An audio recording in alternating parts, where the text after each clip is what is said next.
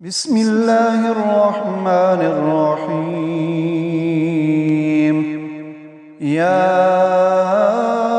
أيها الذين آمنوا لا تأكلوا الربا أضعافا مضاعفة واتقوا الله لعلكم تفلحون.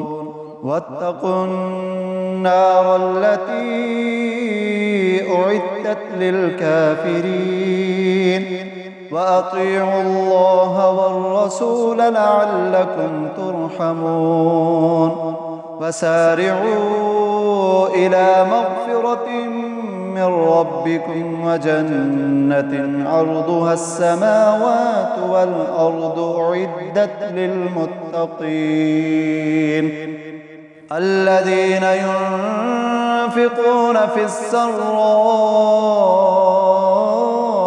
والضراء والكاظمين الغيظ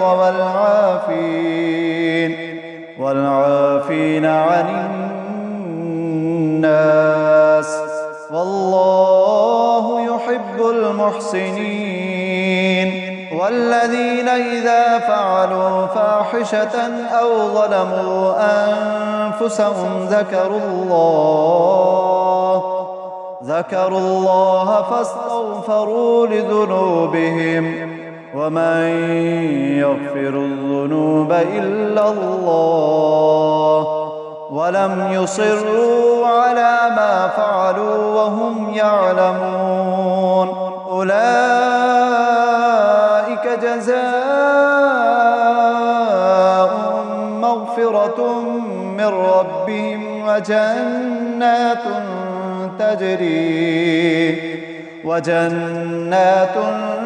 تجري من تحتها الأنهار خالدين فيها ونعم أجر العاملين.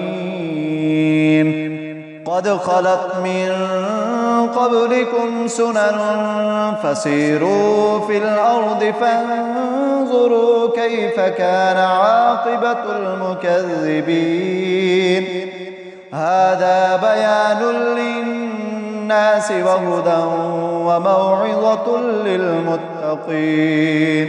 ولا تهنوا ولا تحزنوا وأنتم الأعلون إن كنتم مؤمنين. إن يمسسكم قرح فقد مس القوم قرح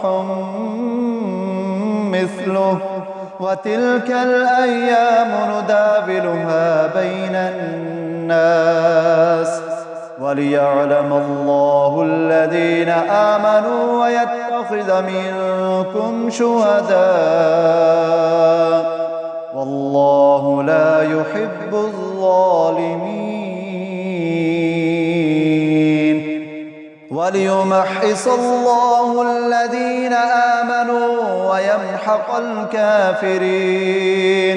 أم حسبتم أن تدخلوا الجنة ولما يعلم الله الذين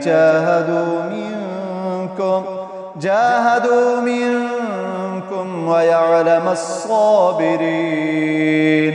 ولقد كنتم تمنون الموت من قبل أن تلقوه فقد رأيتموه وأنتم تنظرون. وما محمد إلا رسول قد خلت من قبله الرسل أفإن مات أو قتل انقلبتم على أعقابكم ومن ينقلب على عقبيه فلن يضر الله شيئا وسيجزي الله الشاكرين. وما كان لنفس أن تموت إلا بإذن الله كتابا